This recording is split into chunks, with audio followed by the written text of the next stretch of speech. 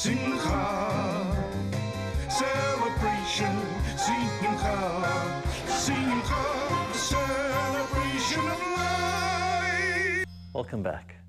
Within Judaism, the elements of earth, water, air, and fire can be compared to the physical, the emotional, the mental, and the spiritual elements of our lives. There are also particular rituals which are associated with each of these elements, such as lighting candles for fire, immersing in the mikveh for water, singing our prayers for air, and pouring salt and challah for earth. Rebbetzin Nathalie Riess looks at some of these elements in greater depth as she explores each theme from a feminine perspective. So from the beginning of creation, we know that Adam was created, and he was created female and male at once. Afterwards, God realized it's not good for man to be alone, and he separated them. There was a process of really cutting through him and building a female. At the beginning, we see that the male and female were almost like in the same body, but they were back to back.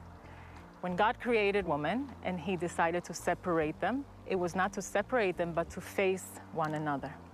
And only then intimacy occurred, because only when you're facing each other and when you're eyes and eyes, then intimacy can occur. The universe, the world, the creation is all parallels. Everything has a female and a male aspect. Now, each one has a higher energy towards one of them. So we are more female inclined and men are more male inclined. Now, when we unite these two forces, then we can unite with the universe, and then we can unite and create this whole process of rebirth and birth and creation and procreation that actually bears fruit. Since Adam and Chava knew each other, so then they conceived their children, Cain and Evel, and since then, it started what we call the procreation. Now, interesting that that element of intimacy happened when they started facing each other. And it says that Adam knew Chava. Adam knew Eve. It doesn't say they were sexually intimate and therefore they brought children into the world. It said he knew her.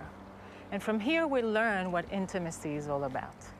Intimacy is not only about physical closeness, it's not about physical pleasure only, but it's about knowing.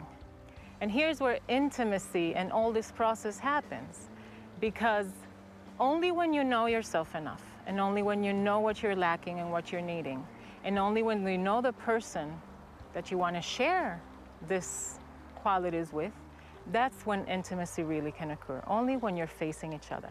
Now, with the society feeding us that we have to behave like men and go get jobs like men and be almost forget about our mission in order to be like someone else, so that's when disharmony happens.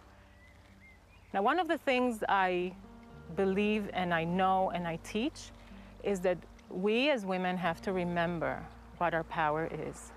And we have to remember that we carry with us eternity. We have the power of creation. We have the sense of intuition. Not for nothing we have this motherly tendency. It's because we're connected in a different level to godliness and to the universe. We're able to connect in many different levels.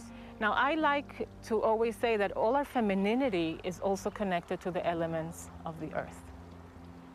So we have fire, and we have earth, and we have water, and we have air.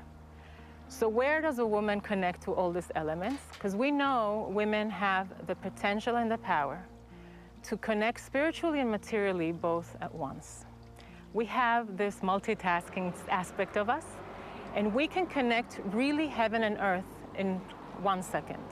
When you tell a woman, connect to your fire, when you hear your fire, so of course the first thing that comes to mind is passion, desire, dreams, that drive for life.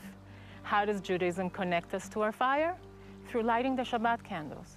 We light the Shabbat candles, and one of the things I believe very, very deeply is that Shabbat is a day of peace.